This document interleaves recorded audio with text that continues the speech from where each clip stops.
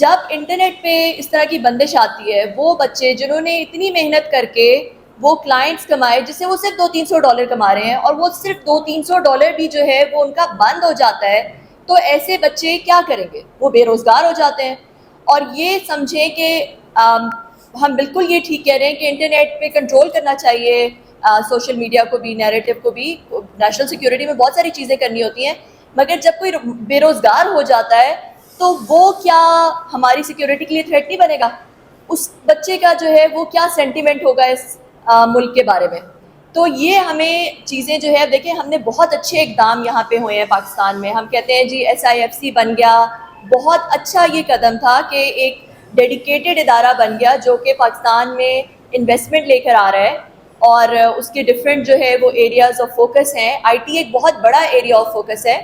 Request یہ ہے کہ اگر انٹرنیٹ اس طرح سے ڈاؤن ہوگا تو ہمارے ہی جو اچھے قدم ہیں، جو ہم اچھے قدم اٹھا رہے ہیں، پاکستان جو اچھے قدم اٹھا رہے ہیں، وہ خود ہی انڈو ہو جائیں گے۔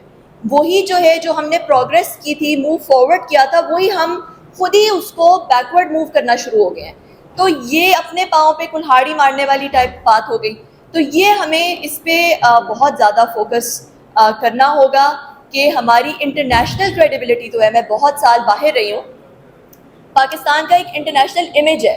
اس وقت ایک رپورٹ آئی تھی جس میں یہ کہا گیا تھا کہ Pakistan is on the list of top attractive, most attractive destination for freelancers, most attractive destination. اور وہ اس لیے کیونکہ ابھی ہم انڈیا جتنے، ویتنام جتنے مہنگے نہیں ہوئے، ہمارے فری لانسرز ابھی تک بہت کاسٹ افیکٹو ہیں، پلس ہمارے بچے بہت زیادہ ہیں، ہم وے دا 6th youngest پاپولیشن، پلس ہم انگریزی بھی تھوڑی بہت بول لیتے ہیں، کلائنٹس کے ساتھ ہم انٹریکٹ کر لیتے ہیں۔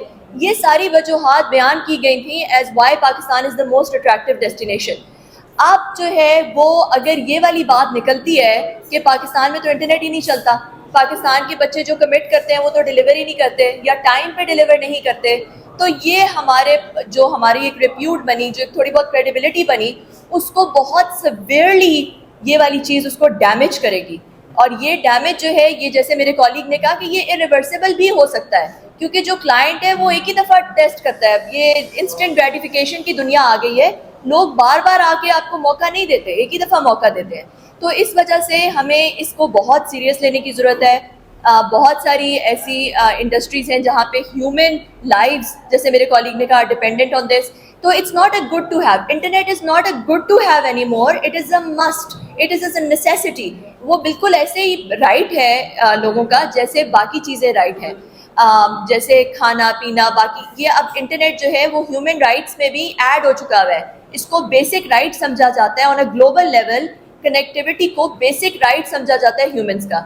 تو یہ بیسک رائٹ جو ہے، اس کی ہم آپ سے یہ گزارش کر رہے ہیں، جو بھی لوگ رسپانسبل ہیں، جو بھی وجہ ہے اس کی، کہ اس کو پلیز ایڈریس کریں، پرومپٹلی ایڈریس کریں، ہمارے ساتھ ٹرانسپیرنٹ ہو۔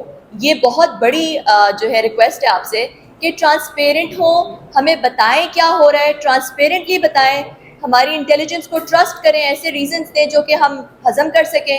اور دوسرا یہ کہ نیریٹو، جیسے کہ انہوں نے، میرے کالیگ نے کہا کہ نیریٹو کو یونیفارم کریں تاکہ ہر بندہ ایک ہی بات کر رہا ہو۔ اگر دیکھیں کسی بڑی کمپنی میں کوئی ڈاؤن آتا ہے، کچھ انٹرنیٹ ڈاؤن ہوتا ہے، تو وہ بتا دیتے ہیں کہ بھئی ایکسپیکٹ ڈاؤن ٹائم اتنے سے، یہ سیٹرڈے کو اتنے سے اتنے بجے ہم کوئی کام کر رہے ہیں اور یہ ڈاؤن ہو جائے گا انٹرنیٹ۔